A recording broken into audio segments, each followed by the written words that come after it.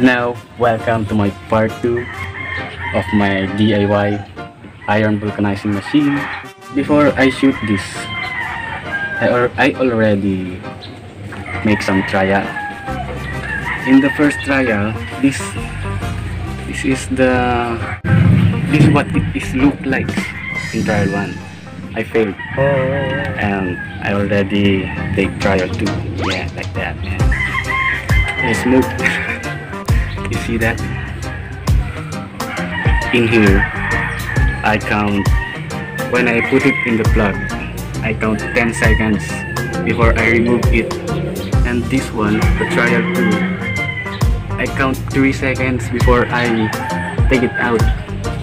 And this is what it looks like. And now I will show you the process. You first have a rough tools or liha.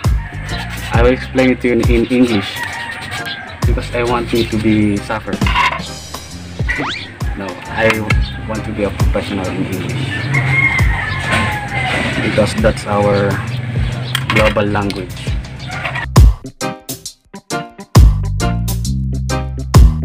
And just put like this, man.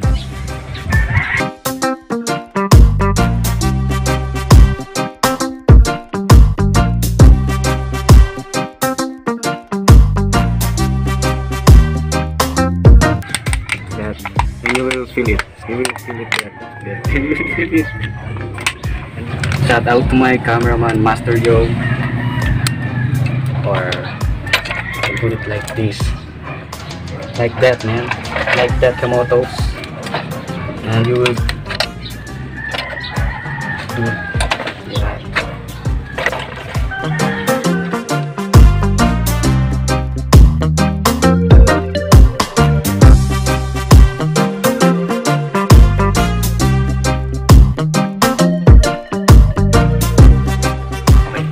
You will start. One. Okay. Go. 1, 2, 3, 4. Yes. 3 to 5 seconds. I'm just looking around. 3 to 5 seconds based on the thumbnail. Now you will wait until it will cold. You have to wait more than 20 seconds, and we will rest for 20 seconds, and we will be back. At alam nyo ba na ang aking panikuan ay deliver ng JNT? At alam nyo po ba na dineliver sa akin to gamit ang eroplano? Binagsak po nila ito sa akin. Nagulat na lang po talaga ako nung tinawagan ako. Ayan po, ang tatak niya ay Flyman. Kaya nga nung dineliver siya, lumilipad din siya. Bumagsak siya sa akin.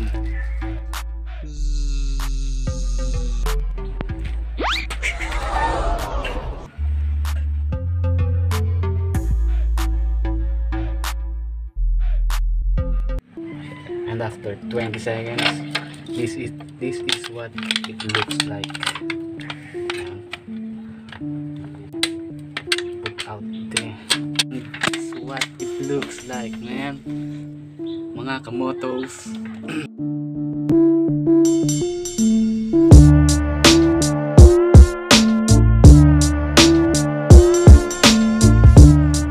Ito, mga aluminum yung ganito. Yan, locally. Ito, ang suggest ko sa inyo, huwag nyo nang itapon. Mare-recycle nyo yan. Nakatulong na kayo sa environment. Nagamit nyo pa. Diba? Tatanggalin. Ngayon, itatry natin tanggalin ng dikit. Kung gaano siya kadikit. Okay. You will take it out to know how it sticks. Oh, napakadikit to. Yan. Napakadikit po niya bago matanggal. Ito pang isa.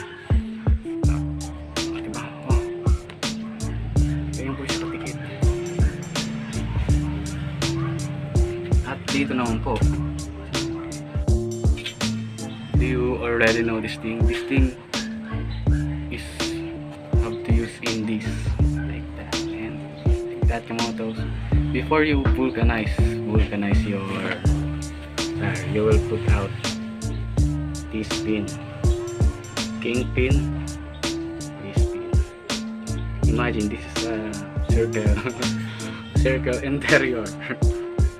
This is only for trial, and we are succeed. Mag-comment lang po kayo kung meron pa kayong mga katanungan. Kung meron pa kayong gustong itanong, wag po kayong maiyang mag-comment sa baba. Comment lang po dyan. At hanggang doon na lang po mga kamotos. Ayan, ganun lang kasimple at ka-low budget at high quality ang ating gawa. Mag-subscribe na kayo dito sa channel ko para masaksihan nyo pa ang aking mga invention. Kamoto out.